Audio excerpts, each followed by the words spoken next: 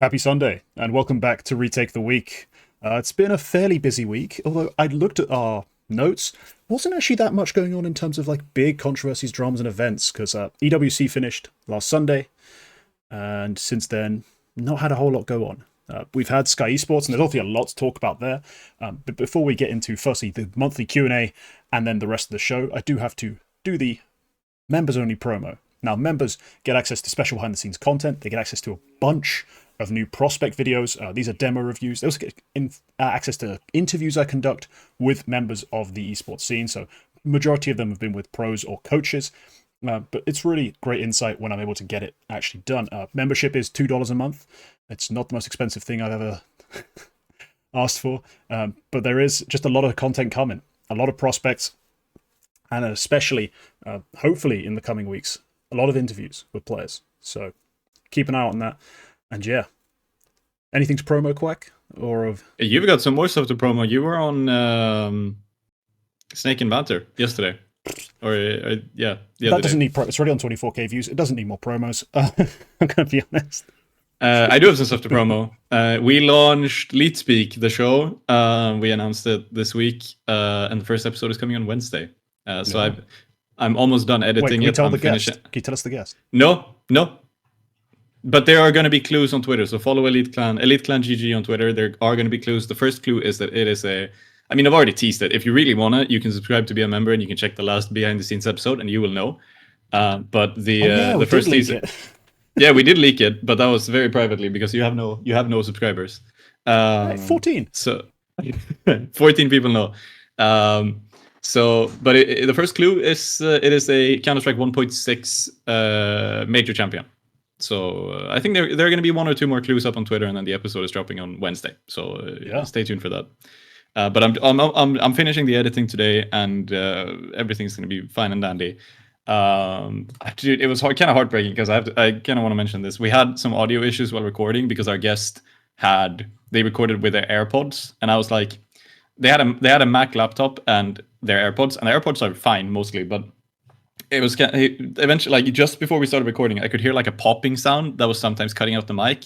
And in my head, I was like, I know for a fact, because I use half the time I'm recording this podcast, I'm using my MacBook, and that thing has a microphone like on the top of the monitor, which is fine. That is the mic I use for this show most of the time. So I should have told him use that mic instead, but I didn't, and now I kind of regret it because I've had to cut some stuff away. But just yeah, I've gone through it and it is mostly fine, and it also gets better halfway through the episode when we took a pause and I was like, you have to switch your mic. So that was unfortunate, but we're learning as we go, and every other recording we've had so far has been extremely smooth and incredibly fun. There is one later guest, which I think is going to be episode number 2, which I've talked to you about, who was fucking amazing. Like it was the funniest. The leaks I'm getting from this show seem amazing. Like honestly, there's so much great insight. So no, I definitely think that's going to be a series of videos to watch. I'm certainly going to be binging them as soon as they come out. So yeah, I'm extremely happy about it. I'm extremely happy with how it's turned out. I'm so proud of this project. Tony has also been amazing in all of this. So like it's gonna be an amazing thing, and it might be like the thing I've done which I'm most proud of. Like if so far out of anything I've done in my entire life, this might be the project that I'm most proud of. So I'm gonna be really happy to release it. Yeah, it's one hell of a duo. I mean, you and Tony. When I saw that announced, I was like, I had no idea the Tony part was coming. That guy's amazing on camera and behind a microphone. So yeah, keep an eye out. And remember, members all got the news early. So yeah, he's a native English. He's a native English speaker, which is also, a benefit, I suppose. Not that I'm bad, but like it has a different flow. Yeah, it does. But let's get back into the show because the members have asked questions, and we are going to answer them. And some of them are quite difficult, I think, for me to provide a full answer to, and some are quite long. So let's get right into this. The first question I have written down is from Munster, our good friend and coach of FlyQuest Red, who has asked us, just watched you guys do a Romanian super team. Very nice pick for the coach. Yes, of course. He did leave us a full review of what he thought of the teams, but his question is actually, are NAVI now the undisputed best in our opinion? If not, you'd like to hear our top threes. Now, so I'm going to let you lead on this, because the first part is, I think, important. Do you consider them undisputedly the best team in the world right now? I think I could consider them the best team in the world right now, but I would absolutely not say it's undisputed. I think we have an incredibly tight top level, and I think that's kind of showed throughout the year. I think we have had no team win more than 2 trophies in however many big events we've had. 7. Mouse have won 2, 7. Yeah, Mouse have won 2, Spirit won 2, Navi won 2, and then I suppose the final one would be FaZe winning something.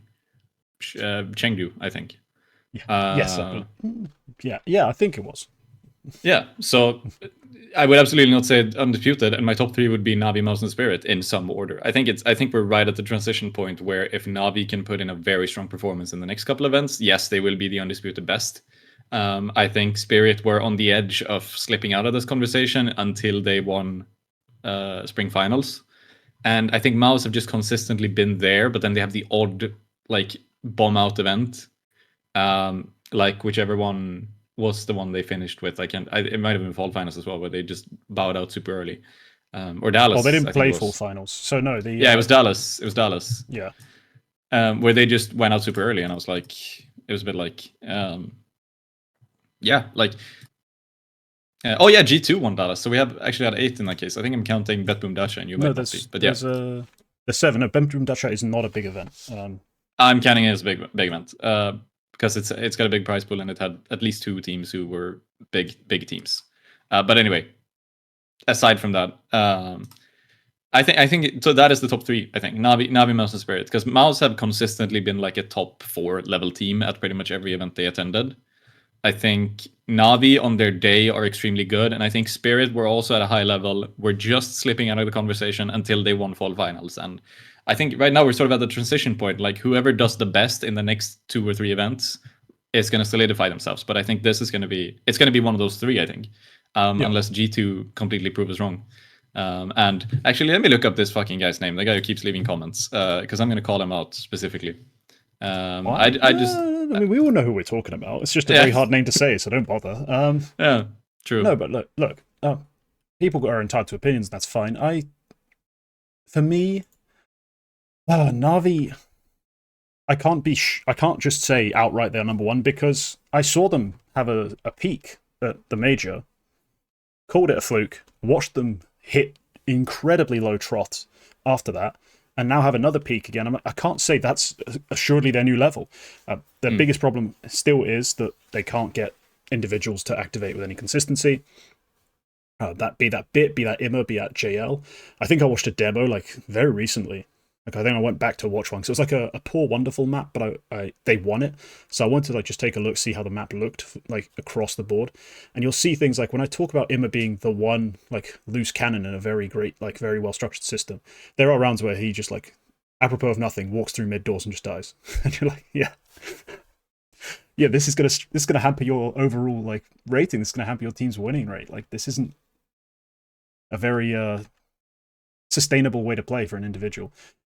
So I'm like, yeah, Navi probably is 1 or 2, and then I think Mouse is 1 or 2 or 3, and then Spirit at this point feels like 2 or 3. So that's kind of like how it breaks down. So you're like, by de facto, they currently are probably on top of it because they play the best Counter-Strike. They have individuals that can pop off.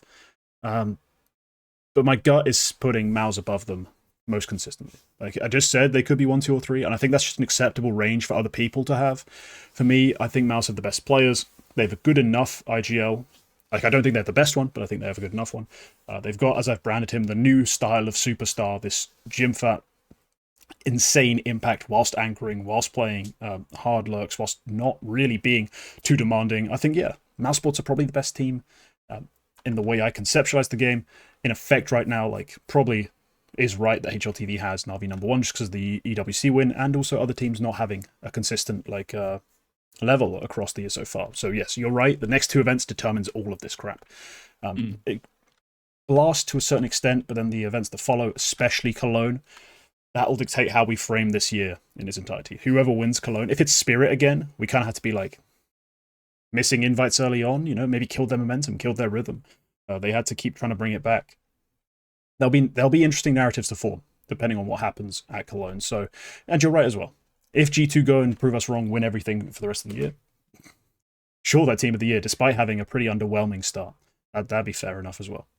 Yeah, there's only been, I'm looking at stats now, there's only been 2 events where Navi have had 2 of their 3 best players activate properly and have a good performance, and where that also correlates with a good result. Like, so at Esports World Cup, we had Wonderful and Bit going huge. And at the major, we had Wonderful and JL going huge. But like at Spring Final, nobody was doing anything except for JL, pretty much. Like nobody else, like they were doing fine, but they weren't doing too big, the other guys. Ima doesn't really have a single point where he properly activated. In terms of an event rating, no. If you look, he's map by map, just fucking crazy. Like he has maps where he goes crazy, but yeah. But you can't win an event off one map, so like it's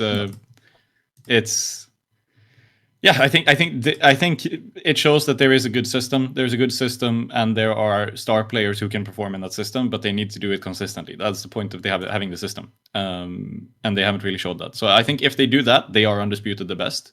I think it would be really difficult, even for Donkin Shiro to like beat the combo that could be Wonderful, Bit, and JL performing at a high level consistently. That would be difficult for even for them. Yeah.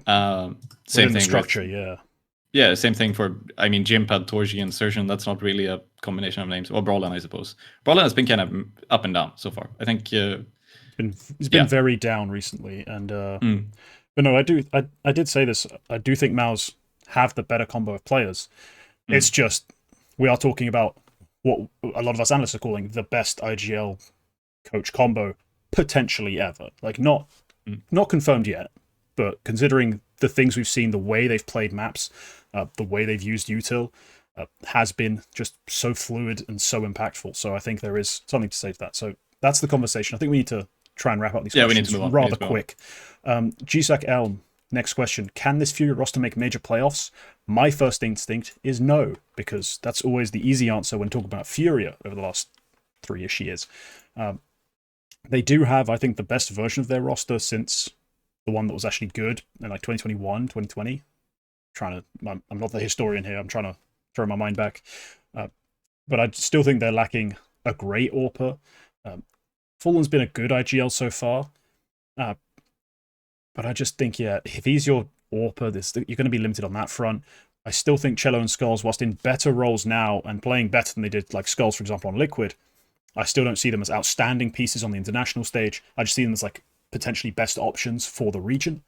And Kisarato is going to be elite no matter what, but Yuri has not been up there with him, like with any consistency, which I think is a problem. So they're limited in firepower. They're limited in, I think, the execution of their game plan, because I don't think it's that strong. I just think 2 and 3 at the major would probably be fair for them. I think, 2 and 3 is probably like where I think they will land. But like the easy answer when there's a can they question is absolutely they can. Like if I'm putting, yes, anyone can. If I'm taking the top 16 on HLTV ranking right now, and if I'm saying this is going to be like if I'm saying this is the top 16 stage of the major, like the Swiss bracket, right. Furia absolutely can make top 8 out of this, because they have teams like Eternal Fire, Falcons, 9Z, Heroic, Complexity, Astralis, which I think could absolutely, Mongols, who I think could absolutely miss out on playoffs. And in that case, they're top 8. Like in that case, they are the 8th team. Like there's a lot of teams here you can cut out, but I also think they have a bunch of teams behind them who could be dangerous in such a Swiss stage. So it's like, I mean, of course they can, but okay, I mean, I wouldn't give them. Do you give them an over 50% chance of making the playoffs? No, but I also wouldn't give them. I don't think I would give them an under. I don't think I would give them an under 20% either. Like I think they have a decent chance. Like I think they're maybe, like you say, the 2-3. I think 2-3 is probably where they will end up in Shanghai if they make it there. Which I think is, well, not the playoffs, which is what matters. It's not the playoffs, but it's fair. Like it's close. I think anyone who makes top 2 to 3 is close enough. Like it's close enough to the playoffs where you could realistically say, well, 1 or 2 maps could change this. And at that point, it's almost too close to call like who's best. So I think they will end up 2-3 in Shanghai. I think that's probably my prediction. But playoffs. I don't think they make a playoffs. I think that's the best way for us to answer it. I think with Kai, no, they cannot make the playoffs. So I think in the they're not guaranteed to make the major. Yeah, no. So, but like, even if they did make the major, they absolutely cannot make playoffs in that case. I don't think. Yeah. So, I think in the interest of answering the question, if this Furia roster can make playoffs, yes, Skulls has been a big enough upgrade where I think they can. But yeah, that is just because Kai, like, he wasn't ready. He was never ready. Yeah, I'm just gonna take a quick digression to shit on someone here, because I hate seeing stats misused. So this random user on the Global Offensive Reddit, I'm not gonna call out their name, but if you saw the post, you know who I mean. Tried to compare Nexa and Kai's stats over the last 3 months, with no other filter to try and prove that they are comparable in terms of their skill level. Essentially, they want to make the point that Kai was better than Nexa whilst being some random academy player compared to a tier 1 player. But of course, this is nonsensical. This person has not accounted for opponent difficulty and has also applied 0 eye test. So if you actually filtered stats by big events between these two for the last, for 2024, the numbers don't even bear out any such case. So person on the Global Offensive Reddit, do better. That was garbage, and I commented as such. There's a funny detail about this. Kai's LAN rating against the top 20 opponents is 0.96 and Nexus is 0.91. But he's done that in 9 maps versus 60. So yeah, there's no case. Yes, it's a ridiculous comment to make. It is a ridiculous comment to make. I just felt like throwing it But it is funny. It is funny that it's 1 map versus top 10 opponents. Kai was 141. So, but yeah, you're right. Like, it's ridiculous. Yeah. So, on to the next question. What is the current Astralis roster's ceiling? I also think this is rather easy to answer for myself. The ceiling of this exact group of 5 players is probably about where Maus are. Like Maus currently, not the Maus that's actually sorted their shit out on stage and wins a bunch of events. I think they are just below that because I don't fully trust the IGL yet. But actually, no, let's be fair. The absolute ceiling would be if I did trust the IGL to make it all work. In which case, I would consider this team a title contender, like contesting for our top 3. Like, they should be up that high. They've played at that level or beyond whilst in groups. They just never have replicated it on stage. And I think that's going to be their issue going forward to solve. But if they do solve it, I see them at that level. Not era-defining, not dominant, but very, very good. And yeah, in contention for trophies. They are that talented. And honestly, they play that good like style of Counter-Strike. I think you might be right. I think their ceiling is kind of vintage TSM. I think we're sort of back to that level. I think like they could be like their ceiling is that they could reach a point where they are consistently challengers, like there's consistently top 4. But I don't think they, like you say, they don't really edge into like a top team which we can always count on. Like the ones where you look at them and you go, these guys are going to win at least 1 trophy in the year. I'm not sure that's where I put them. I have a hard time seeing. Like I think they still on a ceiling they would be. I mean, it's hard for them right now because they're staying full Danish, and I can't really see a Danish player who could be brought in and make them that level. They don't need one. They don't need another player. They have Yabi, they have Stown, they have Device. What they need is to, when they get to the actual stage matches, play like they do in groups. In groups, they stomp pretty much everyone. It's not even a maybe, an if, or do they? No. They stomp people in groups. Especially like BO3s. They're beating like phase 2-0 in groups consistently. It's just once they get onto the stage, they cannot hold it together at all. And I think that's a combination of things. It's firstly just choking, but for different reasons. Stown and Yabi, I think, still haven't quite gone over their stage nerves. Device, he used to choke a bit. Now he's got a new responsibility, and he's with younger players who he's leading. I think it's flaring up a little bit. They aren't quite ready to handle the big stage pressure, and that's what's causing them to essentially play a lower level when they're on the big stage. In groups, they are monsters. When they're not in front of a crowd, they're dominant. But when they are, yes, they struggle. And I think that's what's limiting right now. Their ceiling is title winning, or like consistent title contention. I just don't think they are era defining. They're not, Astralis of old. They're not the NAVI with Simple Electronic that almost destroyed Counter-Strike. They are just up there, Yeah, I don't know. I think Stare and Bro. Okay, yeah. I think we'll end it there. I think that's a good point to look at. Yeah, I think we agree on the same level. I think we just have different reasonings, but I'm also not too confident in my own. So yeah, I think you're right. Okay. They'll stop short of championships. Yeah. No, I think they'll win. If their ceiling would be over the course of 12 big events, they could win 2. which is nowhere close to era defining. It's just they could win too. Like that's good, and they're definitely an elite team. But to be beyond that, they'd need an extra level out of their stars. They'd need Do you think Stound to be able to take over games more, for example. That is the ceiling, though. Where do you think they end up? Like, where do you think they actually will end up? Do you think they reach that ceiling? I have a bad feeling they try to make a change before they reach it, and it throws everything off. Like, the thing is, I don't see a change you can make. Like, that's the thing. I think they've exhausted a lot of Danish players, and I just don't think they are Danish players to make those. So I think in that case, they're going international. Because I can't think of a single Danish player who would elevate this team at this point. Yeah, it's not a question of who I think would. I think it's they are going to make a change, despite the better judgment being they shouldn't, before they can reach a ceiling. But I hope they do, because I've picked them in Blast, and they need to smash that. And then potentially I can justify picking them in other events. Because, their group stage form is historically good. Next. Right, so this is a question, an extended question, essentially about Munacy's AWP KPR. So it's in the first 3 months of 2024, he had a 0.44 AWP kills per round. 50% of his kills were with the AWP. And then since then, it's gone down. He's only getting 30% of his kills on the AWP. 0.31 KPR. And why, essentially? Do we think there's anything to it? I have a pretty simple answer to this. Do you have any takes before I launch off into my own spiel? I think I have your thing, basically. Okay, I think it's quite simply he's come back down to earth after one of the most outstanding 3-month stints any player's had on the AWP. It was insane, but the AWP simply isn't as powerful right now in CS2 as it was in Go. He broke the game for a while, but he's now still playing an outstanding level. He's just not playing insanely well. Like, he's not hitting every shot, trying every single thing. He's cooled off a little bit. You see he's got massively more kills with the AK as well on T side. So he's still keeping his overall kills fairly good. They're not as high as they used to again, but he's got a fairly good KPR just in general because he's able to use other weapons at a high level, and he's not being able to make literal miracles happen with the AWP. I think he's just adjusted sort of back down towards the meta. He's still one of the 2 best AWPers, 3 best AWPers in the world. He's just not as he was in the first 3 months, historically good. I think my take was that he's just rifling more. Looking at AWP KPR in abstract isn't really saying too much, I think. Because I think that's just...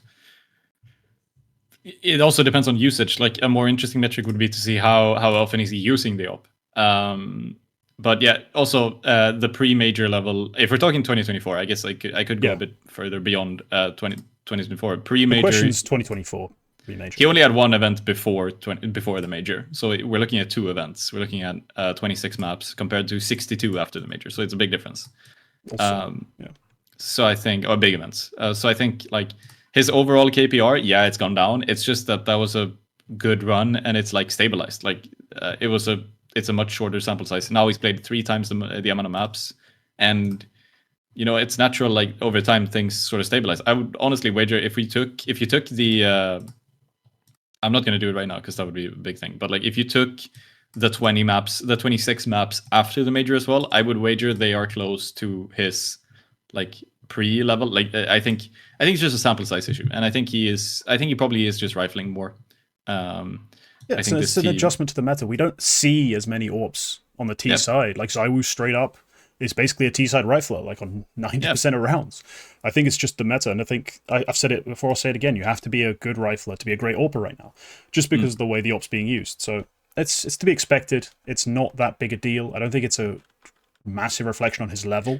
He's just not quite as confident right now. As we noticed this at EWC, he had a bit of an off event, and that's still a 1.25 rating. The team makes the final. He plays, more than well enough. It's just not the bonkers shit we're used to seeing.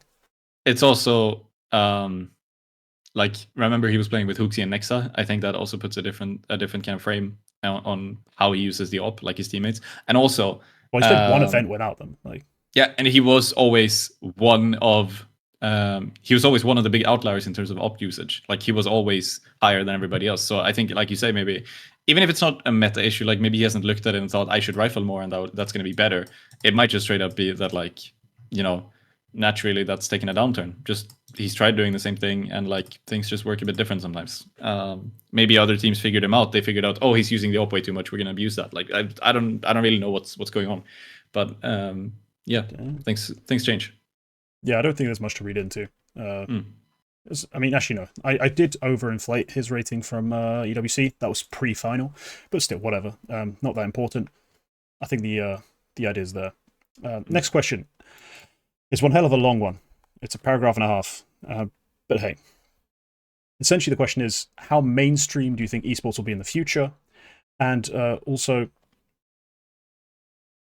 how much of Counter-Strike is there going to be, essentially? How does Counter-Strike fit into that sort of future esports landscape, if however it looks like? So I don't think esports ever does reach the heights of mainstream sports, of regular sports, like man run with ball sports. And I think there's a certain aspect of it that's just inherent, that we will prefer to watch a human, like as an average person, will prefer to watch a human do a thing with their body than realistically watch them control something else do something. I think that's typically the way it's going to be. Like, people are more attached to it. Maybe I'm wrong. Maybe that does change. As you mentioned, like, people are growing up with video games now, so maybe they do become more interested in it. But I just think there's something inherently more appealing about watching a human just do a thing than watching someone play a video game to control another fake human do a thing. You see what I mean? I think that disparity is always going to happen. That's always going to exist. And we have to kind of be accepting that it is going to be more niche for years and years. And that's kind of sick. I kind of like the fact that esports isn't super mainstream. We don't have to deal with as much BS as mainstream sports do. We don't have to deal with excessively involved agents. We don't have to deal with ridiculous amounts of media training so that every single answer given by every single pro sounds the exact same. Like, who really wants that? Like, I don't really care for this idea of big mainstream success. I just want esports to be sick and to be involved. I think we differ here a little bit. I think, so first of all, answering the question, how mainstream do you think esports will be in the future?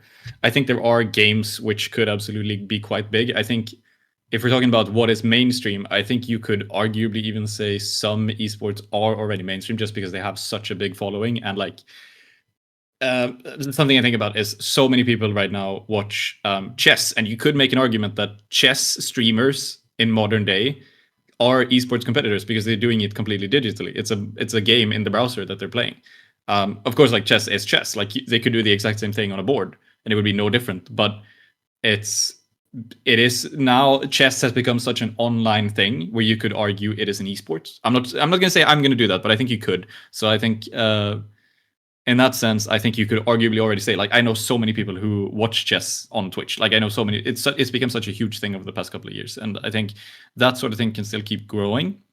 There are also other, like, I think esports compared to regular sports are also a lot more approachable in a weird way, because the leap from let's take football. The leap from playing football as a kid on the street with your mates to playing football in a team, 11 versus 11 on a full-size pitch, that step is quite big, and it's quite a different sort of thing.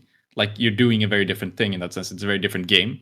But when you are playing matchmaking, Counter-Strike matchmaking with your friends, compared to watching a professional team play Counter-Strike on a big stage, the game is the same. Like, you're playing almost exactly the same game. You can apply the same sort of things in both scenarios. Like, sure, there's differences in skill level, but the rules are the same, the mechanics are the same, everything is exactly the same in terms of game mechanics. So in that sense, I think esports is a lot more approachable, because you can get a lot of like, everybody who watches esports, almost everybody who watches esports played the game. And on that point, I think it could be quite, I think one thing that could help make things more mainstream, and you and I have talked about this, we don't need to get into this because I know you differ on this. I think national team play could elevate esports in that sense, because let's, for example, take swimming. Do you have any interest whatsoever in swimming? The Olympics are going on right now. Do you have any interest in professional swimming whatsoever? Beyond the Olympics or swimming myself, no. Yeah. No, exactly. So, but you will still, like, during a big worldwide competition, France is participating in, you know, the Olympics in swimming. You're going to watch and you're going to cheer for the French swimmer. You have no fucking idea who they are. like beforehand, but you're going to cheer for Terrible them. example because I'm not going to watch a second of it. But yeah. Well, you can take I know any you're trying like to throw pretty out much any Olympic sport that you don't care about, like bobsled, skiing, fucking figure skating, equestrian, like whatever the fuck, judo, whatever the fuck kind of sport you put on chuck on the TV and you just cheer for the guy or girl with the same flag. Yes, I get your concept. I think if we could reach a point where national team play exists in esports in the same degree, because it does exist, but nobody cares about it. If we could reach that point, I think we reach a point where people will just chuck on like a Counter-Strike game and they'll be like, oh, Sweden is winning, I'm going to cheer for Sweden. They have no idea who the players are. They don't watch the game in a single second of their life. And I don't know how to get to that point. I don't know if it's even something we want. Because right now, everybody who likes esports is because they have played the game, like 99%. There's nobody who just tunes into a Twitch stream of a CS game and falls in love with Counter-Strike and watches it professionally. Very few people do that. I know a few, but very few. So I think at that point you need to have some sort of identity where you chuck on the game and you're like, I'm gonna watch Sweden win this big competition, and then you're gonna cheer for Sweden, and then you never watch it again for the rest of the year, but you have at least watched esports without having played the game yourself. And at that point, I think you could consider it a mainstream sport. But yeah, I think that's one of the things about this. But yeah, I don't think esports is going to reach the same level, because at the same time as esports is going to grow over the next couple of decades, other sports are also going to keep growing at the same rate or a similar rate. So because we're still not like a lot of sports, we're not even at peak saturation just yet. I don't give a fuck about basketball, but I know it's a very popular sport, and there might come a point where I care about basketball, like when things just evolve in that scene, because everybody is continually trying to reach more and more people in all of these sports. So yeah, TLDR, I don't think we reach a point where esports rivals big sports unless you make the case chess is an esport.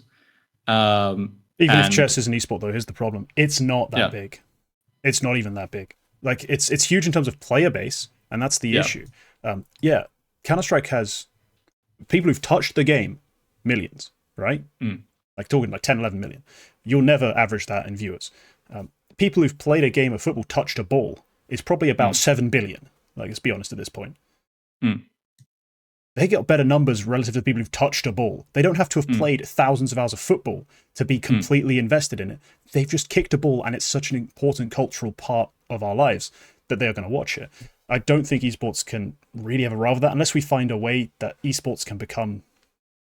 No, I can't even phrase how that'd work. I don't think it's possible. But the one thing that I think is possible if you reach like one country just becomes like culturally very big in esports. Like in the Nordics, we care a lot about ice hockey. You don't give a fuck about ice hockey, but like the Nordics, America, Canada, we care a lot about ice hockey because that's something we did. I mean, it's icy. That's a big sport. That is something that a lot of us have done.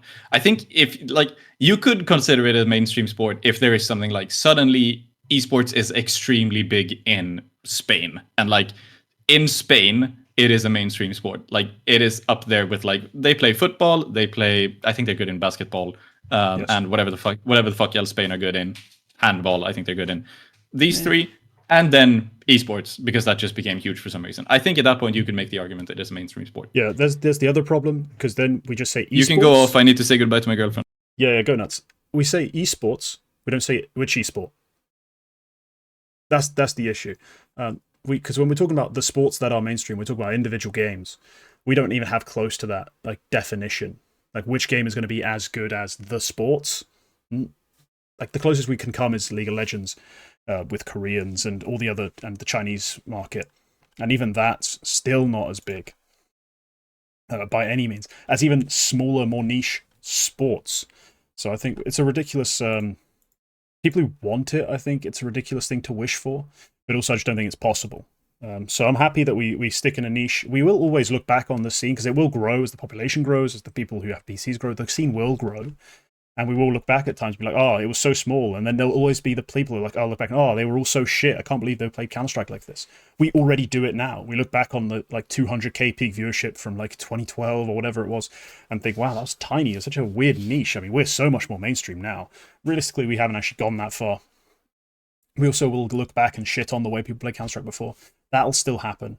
So yeah, that I think answers all the points of that question from Lafarga2330. The next question is from he's back. The next question is from Fanus. What an interesting and nuanced take you had on this question, T. I really enjoyed that. Yes. Just as when you were gone, demolished you. All the points I made were so perfect. There's nothing you could even say. So I have no doubt, and I don't care.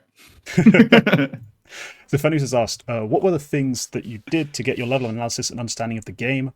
Are there concepts that are important to think about or look for when watching demos?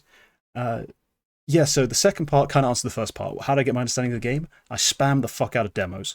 That was something that helped a lot. Because I went from, like, when I started doing YouTube, I wasn't even, I don't think, that good at analysis or had that deep of an understanding of the game. I did, like, very opinionated, like, transfer-based videos, like our team finished last place, so I gave like a shitty 5-minute opinion about like how terrible they are and who they need to cut, except I talked like this and it really wasn't very engaging and no one gave a fuck. So for me, the big swing happened, like one of the biggest moments for me that I remember, like I had started watching demos already, but I made a video talking about devices AWPing.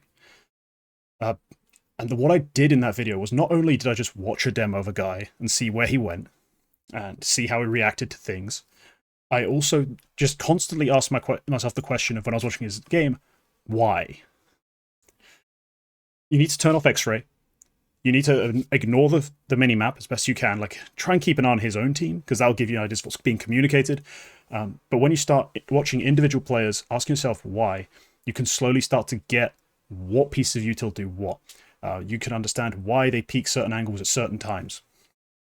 Also, when you're trying to prep prep a video about a single player like that, and you see them doing things in a game against the team, watch back that team they're playing against on that same map from the past, because you know the player you're watching, if their device, for example, will have done it. And all of these things that you just keep studiously watching and asking yourself questions about, you'll start to get answers, you'll start to see trends, and it just kind of builds up over the years. Like, for me, it's been that. It's been a lot of staring at a POV without X-ray.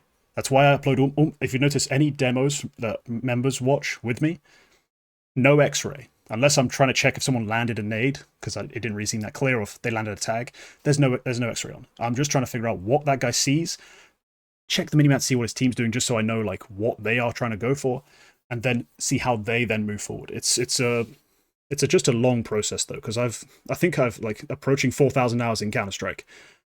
I've played less than 2. Like thousands of hours of demo watching and a lot of games watched on live streams. Like, it's just been tons of work. That's all it is. How many hours do you have? I'm approaching 4,000. I don't know how many it is. 3 point what? I don't know. I'm checking now. Yeah. That's only 3.2. Okay. I watched a lot of games in live streams recently as well, because demos were broken for the last 6 months. So yeah. I've watched a lot of playback in full screen. But no, trust me, just watch games if you want to understand what's going on, and then, I guess, listen to certain people. I think that's also helpful. Yeah. Listen to a lot of other analysts talk and figure out what they're seeing, why they're seeing it, what they'd rather see, what concepts they talk about, and listen to interviews with their GLs. I guess that's everything. That's everything. Yeah. I mean, this is a question for you, because I don't have an understanding of the game very good. I know I know the basics, but I could never look at a demo and say, even when I ask myself like, oh, why? Like, it's like that just doesn't really click for me. But that's also not really where my skill set is in esports, like, or in Counter-Strike at all. That's not where I try to apply myself anymore. I've tried to do that. I've tried to be the YouTube analyst, but I just end up having no interesting takes. Like, I end up having no interesting analysis. I've tried to be like a stats whiz, but I took a statistics course and I was pretty good at it. But then it was like, I have no fucking idea how to apply this. And I tried to be an IGL, and that was dog shit. So I think in the end, I just so for me, my understanding of the game is more narrative. It's more, I just read a lot of stuff and I can internalize all of it and I can piece it together in different ways to form narratives. And that's like my strength. But I know this is a question for you, and I know you have a very good understanding of the game itself. But for me, I'm on a very basic level. Like, I could look at my own demo, or I could look at a pro demo, and I'd probably reach about the same level of conclusions. Like, I wouldn't say they do this differently and that's where they're better. I would probably say we took this map control and then we won the round, and it would be the same. Like I don't see the same nuances as you do. Right. Yeah. But no, understanding narratives is a whole thing that I think some people are terrible at. So it's important. It's why this is the duo and not me and someone else who also stares at demos all day. Yeah. Right. Finally, this is a question that was actually posted on a post, like the wrong post on the previous Q&A. Like the previous Q&A post, some people responded to a different post, and I only just realized that like recently. So I've taken this question from one of those. So this is from ASDFDSC with some numbers at the end. Just a keyboard mash type username. Obviously, both of you have knowledge of the game, but I wonder if any one of you has ever played on a relatively high level, like with a team or a lot of face it, etc. Quack, what's the highest level you played? You played open, right, with some teams, or is it? I never even played open. I played 99 Damage League, the German league.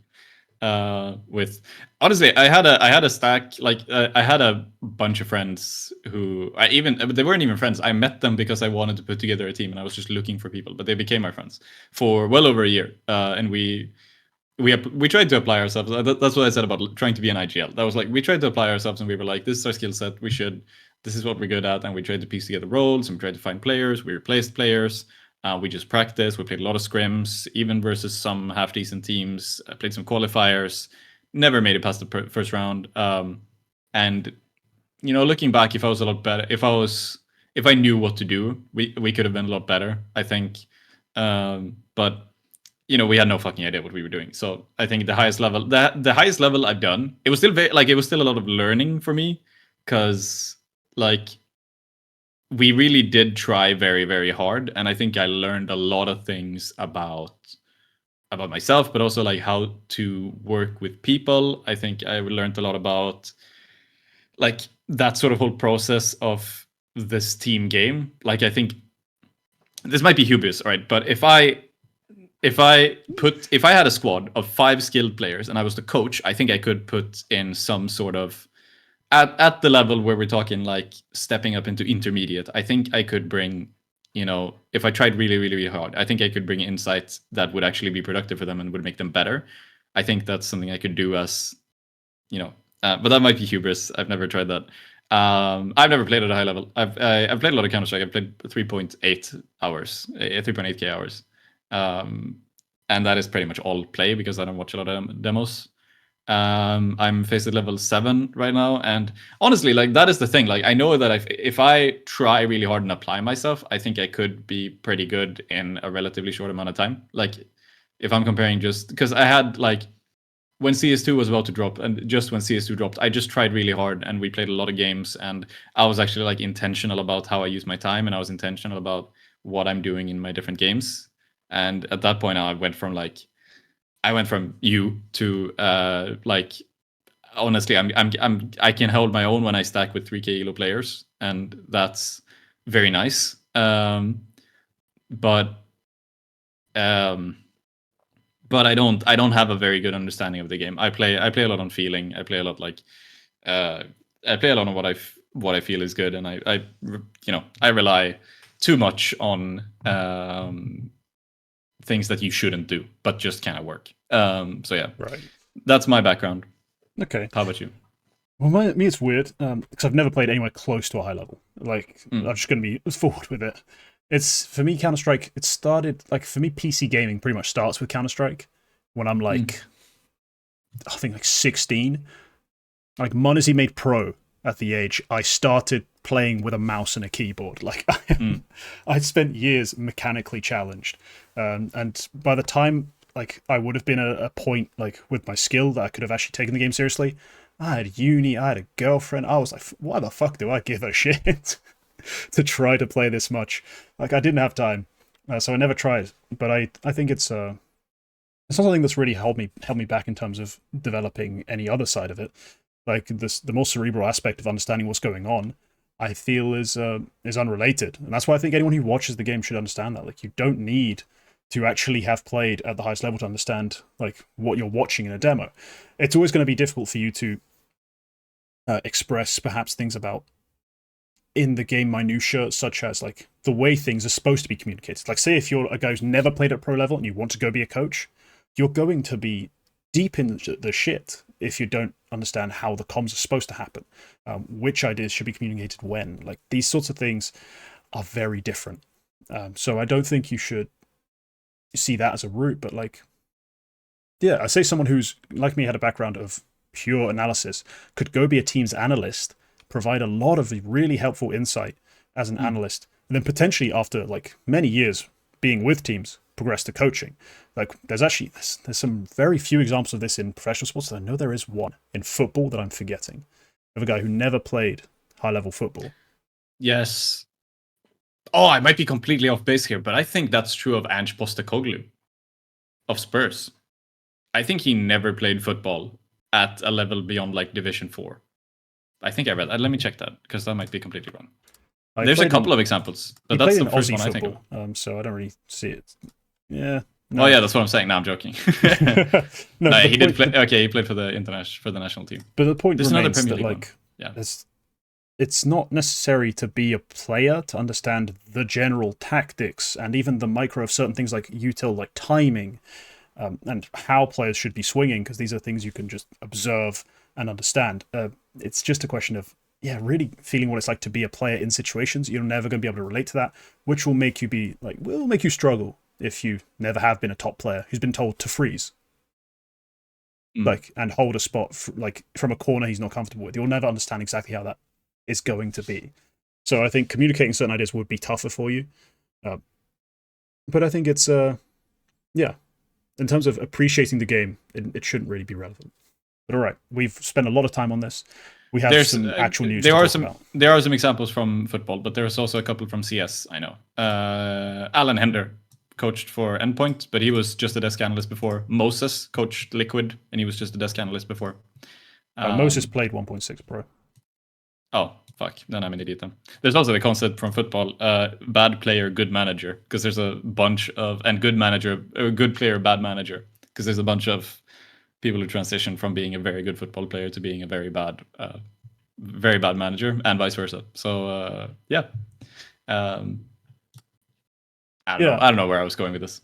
Yeah, no, I mean, I know Alan Hender made his name through, I think he coached Warwick University, and I had a friend who was actually involved in the like Bucks, like UK university CS scene at that time. It might have even been at Warwick. He used to talk highly of him. But I don't actually know if he actually ever played at that higher level.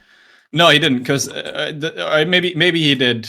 I mean, he's kind of too young to have had a career in 1.6, but I'm pretty sure. I just remember that he doesn't play CSGO, and he never played CSGO at a particularly high level, because I remember when Endpoint were going to an RMR tournament, I think, and I remember that they said they had Alan as coach, and Boris had a visa issue, and then there was another player who also couldn't go because of sickness or something. And they were like, so we are forced to use our coach as a substitute. And they were like, Alan was like, I'm facing level 3. This is like, there's absolutely no way you will seriously force me to get in the server. And they didn't in the end. They gave him a special condition. But that's just the only reason I remember it. Right. Was because, So think Alan Hender, because he is a very good analyst and a very good coach. He is. At least from the He's time very clever. I mean, the coaching, I can't really speak to most of it, but I've heard good things. I'm not going to pretend I know exactly what he did in his brief time on Endpoint, but I know as an analyst he's quality. So let's move on though. News stories. Q&A's over. The Snap Tap. We've got to talk about this because it's come up a lot. And firstly, it came up just as a sort of just a story that ROPS brought to light. And slowly it's developed as we've all gained more and more understanding of how it works, and people have shown us like the visual, like we've seen now how it actually looks like on a player doing it, like using a SnapTap keyboard. It's kind of broken.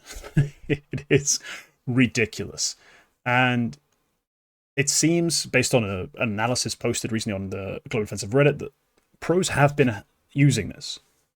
Certain pros have been using this, whether it be through the Razer update, or I believe Wooting is the other keyboard company who've like kind of implemented something similar. I'm not sure if it actually is SnapTap directly, but it's the same effect. And someone did an analysis of it and found, it's a good like handful, like 10 players maybe have had access to it and used it at big events. which opens the conversation now because we've actually have seen players use it. Should it be allowed? I know some people think it should be like encouraged that everyone has access to it, that it's just better tech. But I don't know. I think once you understand how it's supposed to be used, because I'm sure some of these players used it, it was an update. They didn't know it was SnapTap. Like, I got a feeling a lot of them had the Logitech keyboard and didn't realize they were getting essentially a huge like buff to their gameplay. Like, they didn't realize what it was. Because Kingt played 10 maps of it apparently at like 2 events. There's no way he's got a massive boost from that specific keyboard, even though the description of it seems like it would be. I wonder where you fall on this. Are you everyone should have OP keyboards, or we should ban this shit immediately? So some background for what this is for someone who is unfamiliar. Counter strafing in Counter-Strike, very briefly summarized, means that when you press, if you're moving sideways and you want to stop very rapidly, you for a short amount of time press the opposite movement key to like apply force in the opposite direction, so you stop. There's 2 human errors you can do with this. You can if I'm moving to the right, I can let go of the right movement key too early before I press the left, and there's a gap in there of a few milliseconds where I'm basically sliding inefficiently. Or I could tap the key too early before releasing the right movement key, which has the same effect, because when you apply both movement keys, it cancels out and you have net 0 movement. The Snap Tap feature always if you're moving in one direction and you press the opposite key to move in the opposite direction, it will always prioritize the opposite key, even if you still have the other one pressed. So that removes the second kind of human error where you're pressing both keys. That is what it does. This has been a thing for years in CS. They are called null binds, and they are basically binds in your config with aliases that allow you to do this exact same thing. It's popular in the KZ community, like the movement challenge community, because when you're doing the air strafing, like when you're doing a long jump, the way you make the jump further is by air strafing. So you strafe rapidly right, left, which gives you momentum and you move further. So being able to have 0 overlap between the 2 keys every time is like, it's called something, which is like, yeah, I did this with null. Like I did this jump with null. So I had null active for this run and I managed to get this jump. Some stuff like that. Null binds have been banned in tier 1 competition for a long time. Most competition even. On the same way that jump throw binds were banned for at least a period of time. I'm not actually sure how that ended up, but nowadays you don't need them at all. So yeah, that's the background of it all. SnapTap is the same thing, but on a hardware level. It is allowed by top level competitors. I know some tier 2 TOs have banned it. I know, for example, United 21, you're not allowed to use SnapTap or anything similar. But I also know that Razer vetted this feature with a lot of big TOs to make sure it would be allowed in esports. So it is allowed. Which is strange, because the same TOs also ban the same thing when you do it in console, like in config with any keyboard. So the TOs are kind of in on all this. It's a bit pay to win, because Razer only released it for a couple of their keyboards. And Wooting, I think, did the same. But yeah, the criticism is it removes human error. The other criticism is it's only available for a select amount of keyboards, so it's a bit pay to win. I think for casual players like you or me, T, it would make very little difference. Null binds are perfectly fine to use in matchmaking or on Faceit, so I have used them for the past week or so, and I don't notice any significant difference in my counter strafing. Maybe I'm just not using it properly, but yeah, I don't notice any particular difference. I think if I was intentional about like deliberately doing inefficient counter strafe by overlapping the keys, if I did that, then maybe I would notice a difference. But I mean, I don't notice a big difference. But I also know that some high level players, like Faceit level 10s, that kind of bracket, they're like, oh yeah, this is hugely OP, and I can't believe a lot of people are allowed to use this. There's 2 solutions to answer your question. It's either you ban the SnapTap and Wooting in the same way you've banned null bind and just say you can't have any external software which allows you to counter strafe better. Or you do what Valve did when they introduced perfect jump throws into CS2 natively. You make it a thing, like you make it a toggleable setting in the game, or just allow them to use it, and in the same way allow people to use config null binds, because they achieve the same thing. There might be like a single-digit millisecond difference if you do it on the hardware level or you do it on the config level. if you notice the difference between that, you are delusional and that is placebo. But like, I think the other solution is that you just allow everyone to use it, and by that I mean everyone to use it. So you remove the ban on nullbinds and the config solution, or you ban it outright. And I think people would be happier if you give them something than if you take something away. So I suspect that might be the solution they end up going with. But that the counter argument that will make some people upset is that you're taking away a skill element from the game. So it's definitely like a 50-50 thing. Someone's going to be upset either way. But yeah, that's the story on it. That makes Counter-Strike compelling for so many isn't just strategy, it is mechanical excellence, like triumphing. You know when a guy wins a heads-up fight, he did the right thing. Luck, 99% of the time, isn't important. And the fact that you're going to remove a part of what makes mechanically good players good, I think is silly. I also think a lot of people haven't realized how OP this is, because a lot of people are still thinking, oh, I'm going to slide out, counter-strafe, shoot. And that's the only thing that's in their head. If you have a pistol, you can essentially just do this with your fingers, and you don't have to lift off A to counter-strafe back right. So you can, at each point where you change direction, just shoot, and you're going to be perfectly accurate because you never get it wrong. You just have to just dunk, dunk, dunk, dunk, like a clunky clown. And pistol fights already get silly enough with the like jittery, like I'm shaking left and right trying to dodge shit while shooting. Now you can do it with perfect accuracy. It's going to be silly. So I do think it needs to be removed. I would rather not have skills removed from the game in general. I think ones that need to be fixed are ones like, we removed the jump throw issues because the jump throw was just a complete nonsense in terms of its consistency. It wasn't so much a mechanical problem as it was just the way jump throws worked. This is not that case. This is a clear intentional skill that they need to just accept it's a part of the game and not have people just get external assistance to help them out. Like, it wasn't, so is like spray. The spray goes all over the place. Oh man, I'm going to need a mouse bind that helps me to control spray. Because spray's just, it's all over the shop. How am I supposed to do it right? Get good. That's how you're supposed to do it right. Same thing with counter-strafing. Just do it right. This is the slippery slope rationale where you go, where does it end? Like, it's just going to keep going.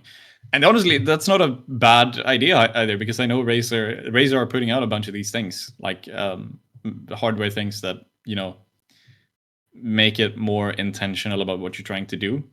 Like aids. They are aids for what you're trying to do. In this case, counter-strafing in Counter-Strike. Or if you're in Overwatch, I know there is no counter-strafing, so you change direction immediately. This allows you to do incredibly rapid back and forth movement, which is a different thing entirely. But yeah. But similar in its problem. It's the same problem, and it's the same solution in terms of Razer's implementation. But sorry, my phone went off. But there's I think you either allow it for everyone or you ban it. And I think the TOs need to, I find it very strange that the TOs decided this is going to be allowed when they already ban nullbinds. I think they should have realized that we already have this thing and it's already banned. The fact that it's a hardware thing doesn't change anything. So I think there is going to come a verdict on this, but yeah. All right, cool. That's that. SkyEsports happened. Still happening technically right now. We're in the semi-finals that started like 6 a.m. I don't know. By the time I woke up, Mongols Internal Fire was done with map 1. And they pretty much instantly after that are done with map 2. Mongols 2-0 Eternal Fire. 3D Max Aurora's going on right now. I think we're going to end up with a 3D Max Mongols final. It looks like it, yeah. Wouldn't be surprised if Mongols go on and win that. They have kind of been the big land for tier 2s here. Mongols, go win it. In recent events, they've been really good. So I expect them to keep winning this. But let's start with the day 1 issues. Because the day 1 issues, as plentiful as they were, ended with BetBoom forfeiting the event entirely due to basically an unfair playing field, an unlevel playing field. So do you have, Quacke, off the top of your head, a summary of everything that went wrong? Of course you do. Please, let us have it. What exactly went wrong? A lot of this was posted on Telegram. There was a lot of videos that then got spammed over Twitter. The Russian players, particularly the BetBoom and Aurora players, posted a lot of stuff explaining what was going on. Day 1 was a whole shitfest. It even started the day before when they realized, oh, the practice rooms are horrible. Like the computers have 240 hertz monitors, which I think for pros consider that to be quite low. I think a lot of pros play on 360 at least. So they consider that to be like bare minimum, at least 240 hertz. The computers were not wiped since the previous use. They had various games installed. Some of them didn't even have Windows activated. A lot of them, and none of them could reach. They had very different performance. Some of them were up to par. Some of them didn't even reach 200 FPS, which is similar to what I'm sitting on, which is a mid-range gaming PC. The chairs, something I thought was striking was that the chairs was a random selection of branded gaming chairs. It was like they just went like, hey guys, can you donate? Can we borrow your gaming chairs for our practice rooms? We need 140 gaming chairs. And everybody just went, yeah, I have this anime branded one, you can have it. And then like, yeah. But yeah, so that was one of the things. The tables were horrible. They were like broken. I think Centaura said he had like a nail sticking out of his table, which I'm assuming is not very nice when you're running your mouse over it. The mouse pads in the practice rooms or the mouse mats were very worn and very thin. Like if you held them up against the monitor, the light would go through them. And they were like frizzy in the edges. Well used in that case, which is, I mean, for an event this big with teams this big, that is a big thing. Like that's not very good. We then end up at the first game, which is Mongols versus True Rippers.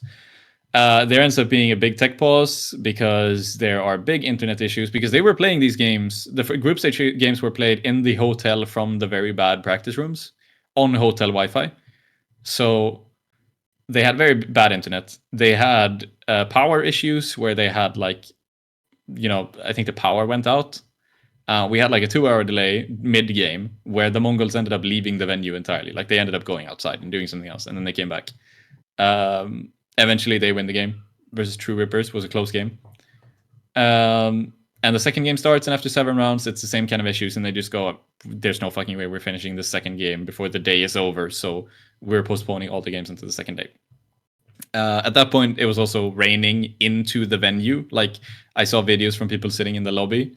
There was water coming from the roof, like as it was raining outside, like into the lobby, which is not exactly nice. In a what is a tier 1 event with tier 1 teams, I think we could say. That was one of the issues. Eventually, they just took away all of the practice computers from all of the practice rooms. Like they just came in, carried them out, didn't say anything, and then they were just left with no practice. After a while, I think there was one of the Russian players posted something about saying like, they've told us that we are not going to have any more practice for the rest of the event. We are only going to play officials. And they were like, what the fuck? And eventually that led to BetBoom being like, look, we have nothing to lose from pulling out in terms of RMR ranking. We're close to the RMR invite range. If we end up losing this event due to having unfair conditions, like, because some teams were just fine, and some teams were much worse off. And if they were like, there are too many outside factors here. If we end up losing these games, we're going to lose a lot of Valve ranking points, and we might drop out of RMR invite range. And we're not going to lose anything if we just pull out of the event and go home. So they pulled out of the event and went home. And now there are 11 teams in attendance. And what happened for day 2 was that all of the remaining teams were like, guys, if there are any more long delays, all of us are going home immediately. Like, for day 2, like, we're gonna give you until day 2 to fix everything, and if you don't, we are leaving. Like, and this event is not being played. And yeah, eventually day 2 happened. There were no big problems. I think there were some small delays, but like, you get that at pretty much every event. No problems whatsoever. And that was Kesad was actually, and that's actually to their credit. I think that's absolutely to their credit, having possibly the worst day 1 of a CS event ever, and then day 2 is just fine. That's awesome. So props to them for that. But day 1 was a fucking shit fest, man. Yeah, it really was. So I remember I woke up in time to watch it. Like, it was midweek, so I'm waking up for work. I'm like, oh crap, I got Counter-Strike from like 8 a.m. Like sort of like around that time. There's 2 streams on everything. I was like, oh great. And then the pauses started and then never stopped. And that was so frustrating, especially seeing as the game started like really good. Like, True Rippers were giving Mongols a game on Ancient. was thinking, damn, we're gonna have a crazy event. No, it all went terribly for the rest of the day. So glad to see they put it back together. In terms of the Counter-Strike played, let's have a brief talk about some of these teams, because yeah, True Rippers go out in last place. Technically, they finish above Bet Boom, who forfeited, according to the prize money ranking. Yep. There's no prize money for anyone outside of the top 6, so sucks to suck. It doesn't really matter. Yep. So yeah, True Rippers were the last place team. Above them, Revenant, who also didn't win a game. They also got 13-0 by 3D Max. It was an awful event for them, but they ended up playing the last 2 maps with a stand-in coach instead of Launex. So I can't really be too harsh on them.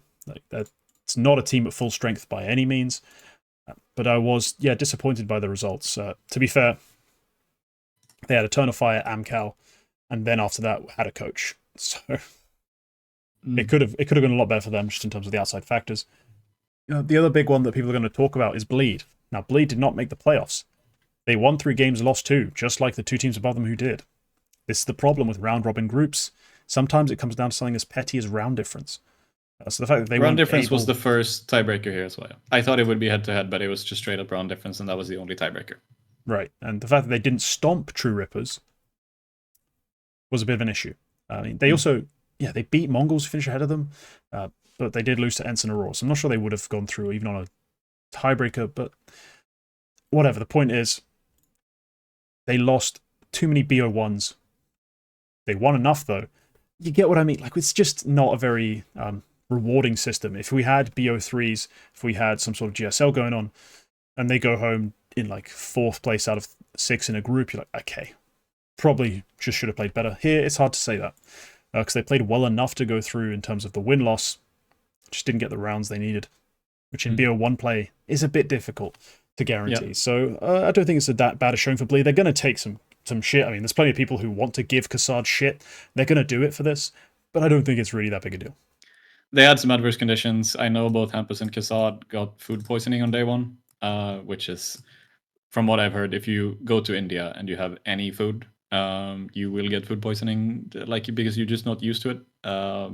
It is just a different, microbe. So, I mean, that was,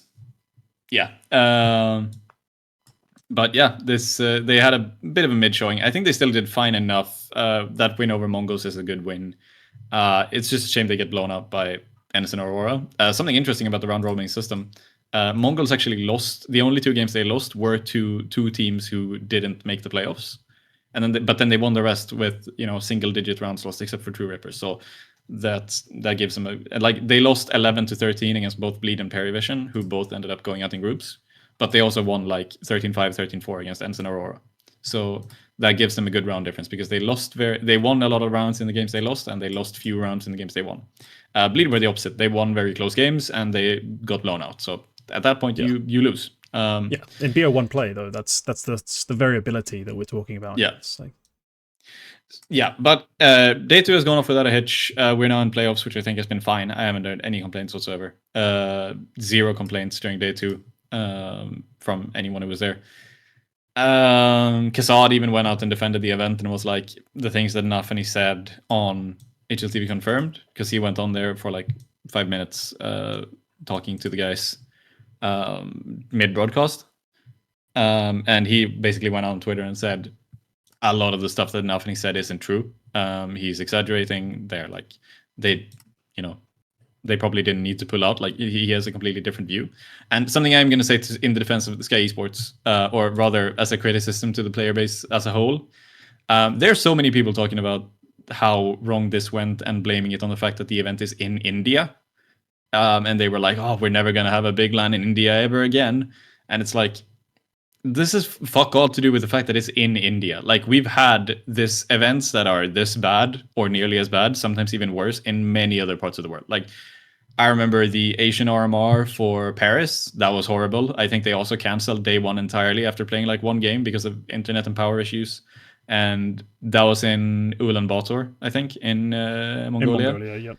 Earlier this year, we talked about Get Rio, which was horrible in terms of delays. They also had practice room issues in terms of having too few, completely avoidable issues that nobody at the event did anything to rectify.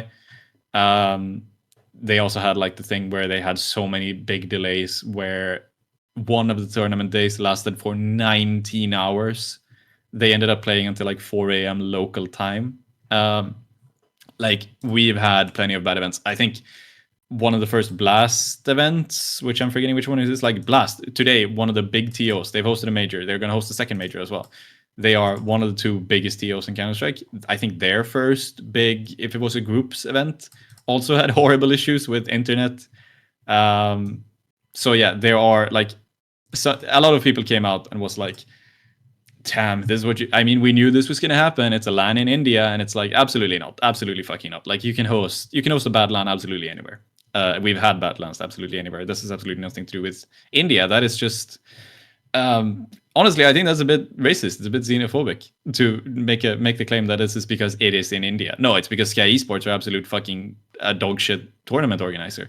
But, you know, the people who work here, they've worked with a lot of different TOs. They've worked with a lot of different companies. They have the same standard of quality there. So like, it's just they did a horrible job. It had absolutely nothing to do with the fact that it was in Mumbai.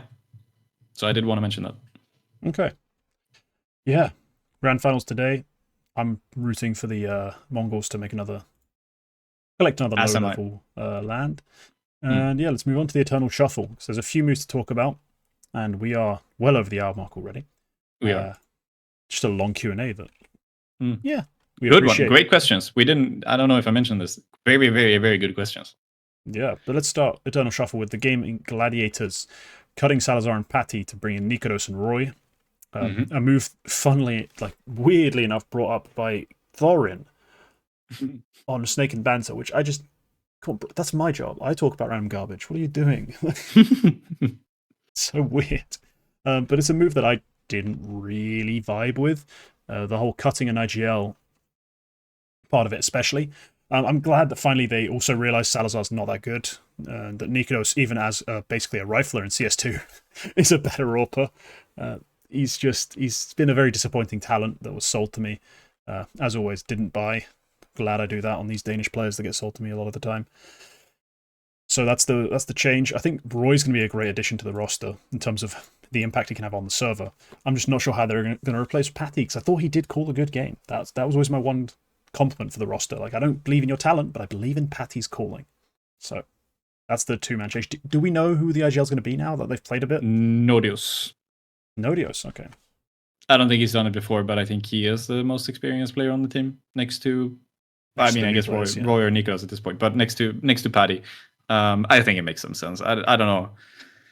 I don't know if it really matters who's the IGL out of this 5, because I think they will be playing a bit off of vibes. But yeah, it's a strange move cutting Paddy, I think. But I think role-wise, you had to make that move if you bring in Roy in, which is a side grade at worst. I think Roy is absolutely not going to make this team worse, pound for pound. So I'm a little bit sad Nikodos is trying his hand at opping again, because that is not going to work. But he's also better than Salazar, because I don't think Salazar was particularly good at all. Everybody in Denmark says he's the shit, but he has never done anything. So drop the. But yeah. But yeah. It could be a big total losing Paddy, because Paddy was impressive. But yeah. Yeah, that's 2 tier 1 players in a tier 2 team. We've seen this before. We have, and it could bring some new life to them. I think they've played a couple games, and they haven't gone particularly well that I can remember. But it's a developing situation with a new IGL, 2 new players. Yeah, I think they played against Passion UA, lost 2-0. So they're just like everyone else, you know. They're just a normal team at this point, because a lot of people lose 2 out of Passion. They're a pretty good roster. But right, next move. It's Alliance cutting Robin and adding up E, or Uppe, as I heard you say it before, but I have no idea how the Viperia guys have been saying it. Which is a move that has happened. That's honestly my full take on it, because besides not having much to say about Robin, I haven't watched a whole lot of Uppe. So he's a rifler, I can tell you that much. And he's in a Swedish team. Quacke, please fill us in. He's a pretty good rifler. I know they were testing several players, and they ended up with Uppe playing a bunch of standard maps. Look, all right, Alliance. This has been the thing. This is the first change that Alliance ever make since forming the lineup, which is now a year ago. And they've had middling results. They've been slightly up, quite a bit down. It was probably the right call to cut someone. I have been saying that they had basically two players who I think were untouchable, and that was Twist and Pleasant. They both put in a good work. Anybody else could be an upgrade, maybe even all three, because Robin is the IGL. It is his responsibility if they don't make stuff happen. Bodenmoster, I don't think, has hit the same highs as he should as an opper. And Ovid is a talented player, and I think he could provide a lot of value in a team where he clicks, but he hasn't clicked here, and they could have done with someone else. But I'm also happy, like, making just one change could do a lot for this team. I'm not sure who's taking over leadership. I would assume it's either Twist or Bodenmoster. But Robin is out, and I think that's a fair move. Uppe coming in, it's nice. Uppe is someone we haven't seen in the top layer yet. It's like a new guy coming in. I am pretty sure it is because Alliance couldn't offer a salary big enough for anyone else to join. I am privy to some of that information, and it's yeah. And he is a talented player. He's been on good teams in Sweden in the past. Yeah, he was bought out from Viperio. I mean, it's hard to say anything until we've seen a couple of maps, because one thing that I'm going to criticize Alliance for is that they did this change extremely late. They had like 2 months of player break. And from what I heard, like from Viperio said in their statement, they didn't even contact Viperio about possibly trialing Uppe until the end of the player break. So at that point, I'm like, what are you doing? Like, you had a full month of just sitting around, and then you decide you want to do a roster change. I feel like that's missing the mark a bit. Because you had the opportunity to do this so much earlier. But and I think they're losing out because of that. They're definitely missing the close qualifier for the major now. If they had done this change a month earlier and had actually played some CCT stuff, Yala Compass stuff, they could definitely have been in the close qualifier if they played well enough, but they've just forfeited the chance immediately, which I think is really sad for a name as big as it is in other games as Alliance, just not even going for the World Championship in Counter-Strike is kind of sad. Not that they had a chance, but like optically, they didn't even go for it, which is sad. Yeah, TLDR, Uppe is a talented player. They have a first-time IGL probably, and let's see how this goes. Yeah, it's a very middling move. I'm not hugely excited. I'm not a fan of this Alliance roster at all, so I don't get a random guy coming in as a particularly big deal. You know, I like Uppe, and it's nice that Uppe is coming in, because I think I mentioned this in the other episode. We've only had like less than 5 unknown or like unestablished players come into the Swedish top layer. Poi was like the third one next to Joel and Ovid, and now we also have Poi, and now we also have Uppe. So it's nice that we get some rotation, but it's a bit of a middling change. I don't see this. Uppe is nice. Like, Uppe is a good player. I don't think he's going to completely carry this team to greatness. So yeah, let's see what happens. Okay. Next up, we have a roster called Semper Fi that has come to be. And when I saw the announcement, I kind of laughed. Because what the fuck is this? So a trio of Aussies, namely Vision, Savage, and Valiant, have come together with 2 Latvians, Keen and Shady, to form a roster that is going to play some CS. I don't even know what region for sure. They are boot camping in Latvia, but they are going to play, because Asia has open qualifiers, so they're going to play the Australian open qualifier. Yeah, I figured they'd play that for the major, but in general, they're going to be like a European competing team. Like, they're going to stick to European like open cups between majors. Like, I don't get the idea. I think right now they're going for like, we are going to make a bid for the Asian RMR, and then we'll see what the fuck happens. So I have no fucking idea. But right now they're boot camping in Latvia, and the next step is the open qualifier, and then I don't know what happens. Yes, this is a roster it exists. I mean, I've seen some stuff from Savage that makes me believe he's fairly talented. I don't have much faith in players like Keen, Valiance, Vision, or even Shady to be high-level talents. Was Shady the guy No, wait. I was thinking of Shield. Shield is the guy who Shield's some the people have AWP. said is actually decent. Yeah. I've been following that guy forever. He's never taken a step up in terms of his output in tier 2 and 3. Why would I believe in him? But no, yeah, this roster is. I don't want to outright dismiss it. I think they might still be good enough to play an Aussie play, and maybe the European games will translate very well to a low level in terms of how the Oceanic region is. This is such a unexciting roster move. They smash players together, and I don't really like any of them other than Savage. I think Valiance is a fine enough player, but yeah, I think it's definitely a roster. It's a roster that can probably make it through the Aussie Open qualifier. It is Keen and Shady are players who exist, as you said, like about the team in general. Keen has been in a lot of different places. He was on Mad Lions most notably. He just kind of came in and they were like, you know, who is this guy? And they were like, yeah, this is our new guy. This is our guy who is gonna part-time op, part-time IGL because they did the rotating thing. And then he left in like 3 weeks. And since then he's been a bit everywhere. Yeah, I'm not particularly impressed by this team, but it was definitely a funny team. It's one of the craziest things I've ever seen. Just yeah, you don't expect that. Just...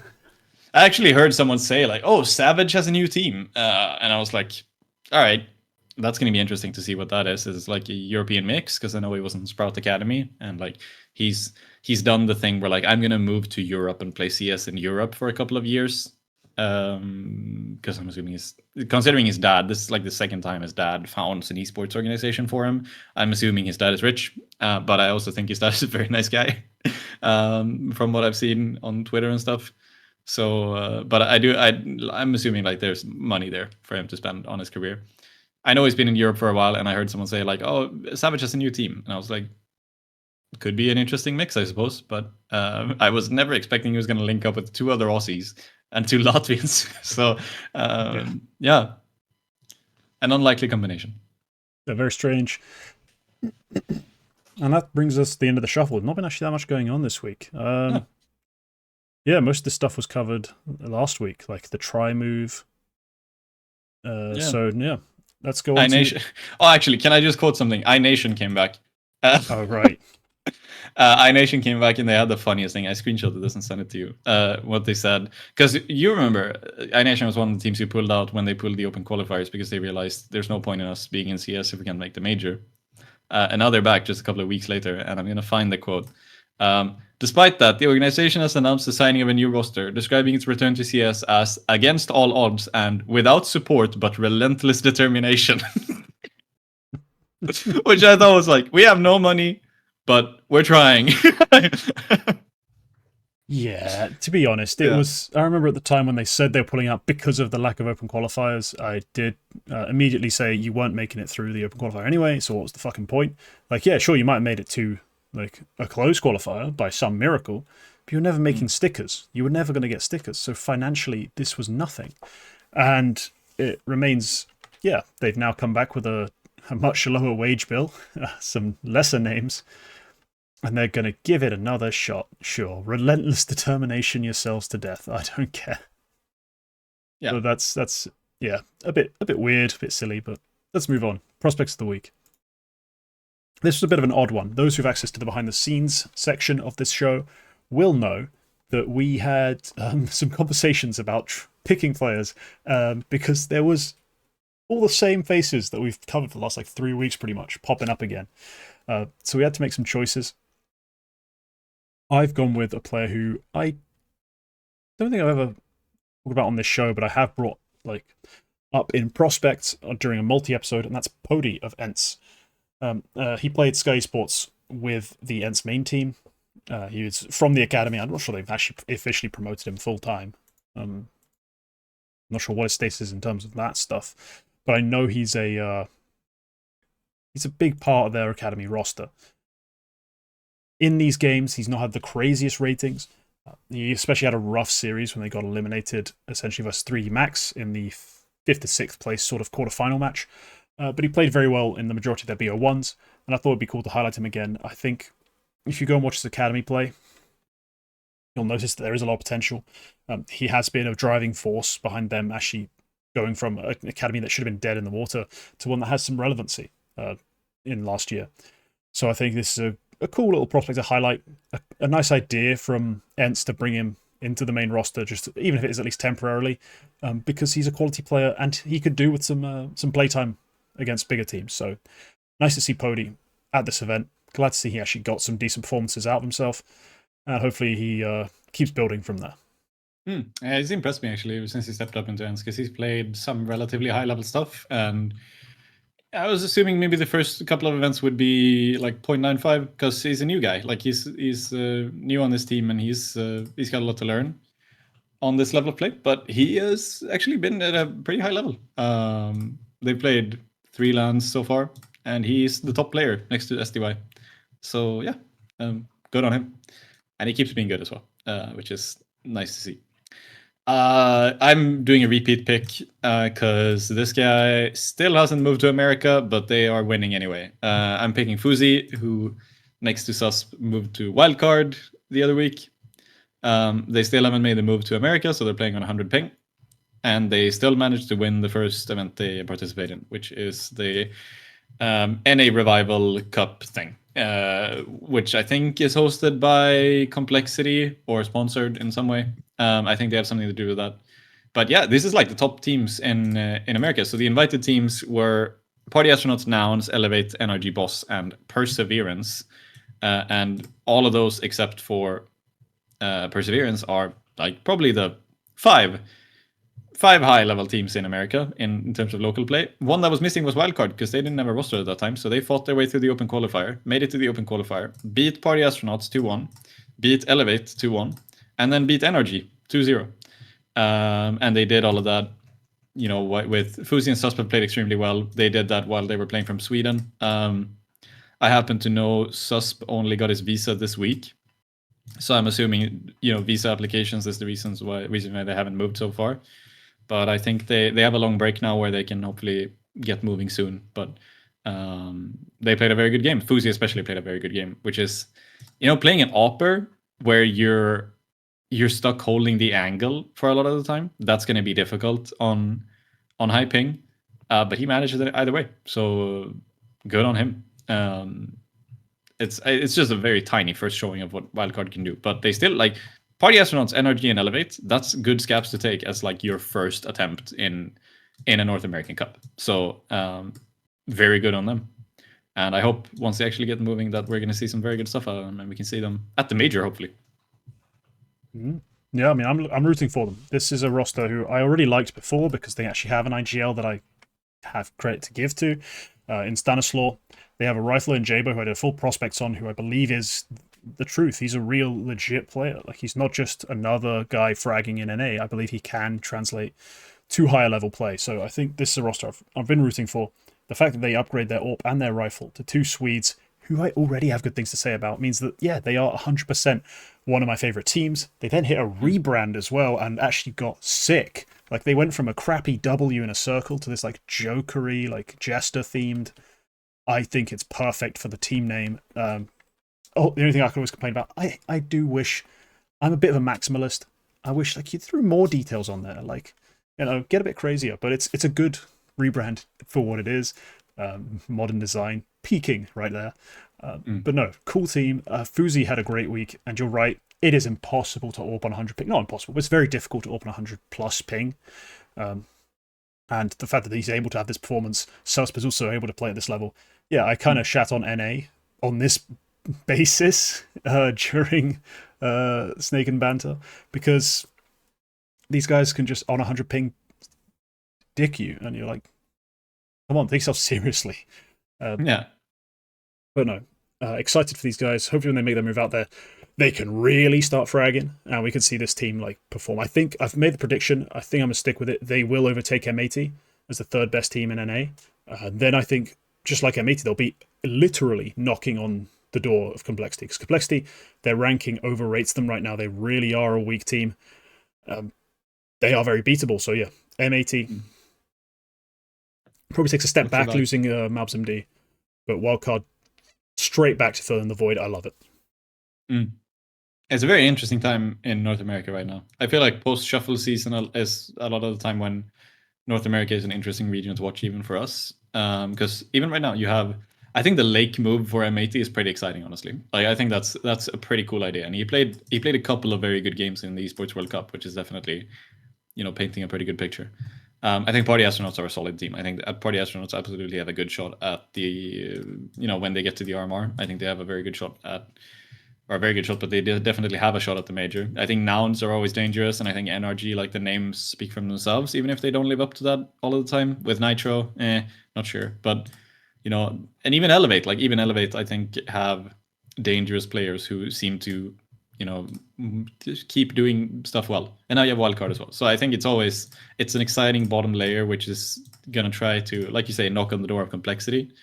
And yeah, I think M80 even now, I think they have taken a step back, but I'm not counting them out just yet. I think they still have a lot to give, even with Lake.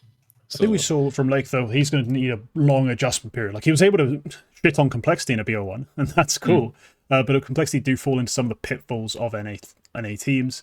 They also don't have consistent fraggers, aside from Elige, at any given moment. So, no, there is still a case for M80 to make it up. That if Lake can deliver on his promise, yeah, we might have two teams trying to pull down complexity. Especially with the end of partnership, affiliateship, and all this other stuff that's helped them in the past to inflate their ranking. Complexity are going to struggle to maintain their spot as the number 2 NA team. And do Liquid even count anymore? It's always the weird question to throw in. I think if Wildcard count, Liquid have to count. Yeah, they kind of do. That's not quite equivalent. There are 3 North American. Oh, Sonic's not North American. No, never mind. You're right. Then again, Liquid are based out of the Netherlands. So yeah.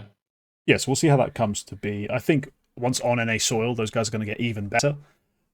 So really excited. Hopefully, Wildcard keep making their way towards the top. But okay, I think that's going to be our show. It's been an hour and 30 minutes, so a pretty long one. But thank the members for that. And if you want to join the members to ask us long-winded questions about Counter-Strike or anything else to do with our lives, honestly, I don't care. I'll answer it. Like, maybe not my love life, but keep it reasonable. But yeah. Yeah, we've had a question about the Euros. About football, yeah. I'm good answering all that stuff. I'll go nuts. I've got opinions for days. Ask me about Formula 1. I won't tell you which driver I think wins today. I'm not asking that. I don't care. It's going to be the one with the fastest car. Anyway, we'll see you next week. If you made it this far, you're my hero. Yeah. Have a good one.